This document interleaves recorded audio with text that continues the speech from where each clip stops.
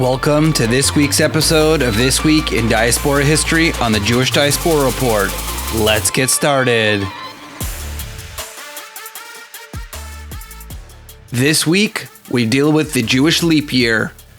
A leap year in the Jewish calendar has 13 months and occurs 7 times in a 19-year cycle. This is called Adar 2 or Adar Bet. Due to the occurrence of this leap year month, for this month, we're going to use the English Julian calendar. March 3rd, 1658, Maryland, United States of America. Dr. Jacob Lombroso, the first Jew in Maryland, has been indicted on charges of blasphemy, a capital offense. Born in Portugal, Dr. Jacob Lombroso established himself in Maryland in 1656. Although Jews were residents in Maryland probably from its original settlement, Lombroso is the first Jew whose faith there is evidence of.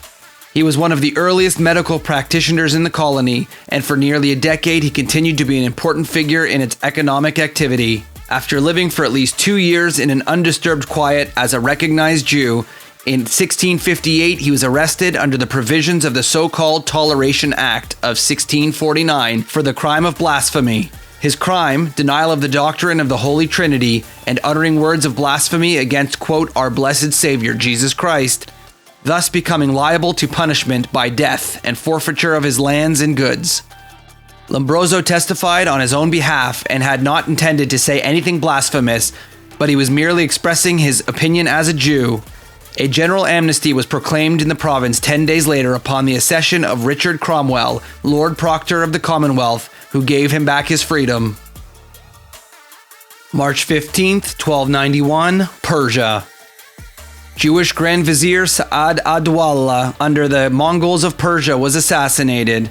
Originally from the town of Abhar in western Iran, ad-Dawla was the Grand Vizier of Persia from 1289 to 1291 under the Mongolian leader Ilkhan. The administration appears to have been a wise and just one.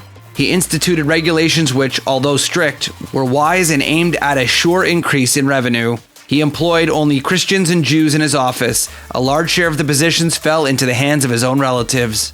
Under him, the Jews enjoyed a short period of prosperity. Sa'ad had many enemies among the Mongolian officials who hated him because they could no longer divert revenues to their own use. Muslims felt degradation to have a Jew placed over top of them. False reports were circulated about him, and no opportunity was lost of maligning him. Sa'ad's enemies took advantage of the opportunity to get rid of the Jew, and he was killed March 5th, 1291. His goods were confiscated, and his family and the Jews were persecuted. March 6th, 1799, Ottoman Empire. French leader Napoleon Bonaparte captures the city of Jaffa. The Siege of Jaffa was a military engagement between the French army under Napoleon Bonaparte and the Ottoman forces under Ahmed al-Jazar. In 1799, the French laid siege to the city of Jaffa, which was under Ottoman control and was fought over for 4 days. The city of Jaffa was surrounded by high walls, and extensive fortifications had just been constructed by the Ottomans. Napoleon had to win Jaffa before he could advance any further, and the whole expedition's success depended on its capture. Napoleon sent an officer and a trumpeter to Al-Jazar to order the surrender of the city. Al-Jazar decapitated the messengers and ordered a sortie against the French. According to some sources, the French messengers who had been sent by Napoleon with the ultimatum ended up being arrested, tortured, castrated, and decapitated.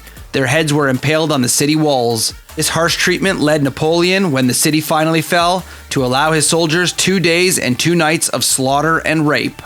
The sortie against the French was pushed back, and early in the evening on the same day, the French managed to destroy one of the towers of the city. Despite the resistance by its defenders, Jaffa was finally taken on March 7th by French forces. This has been another episode of This Week in Jewish Diaspora History on the Jewish Diaspora Report.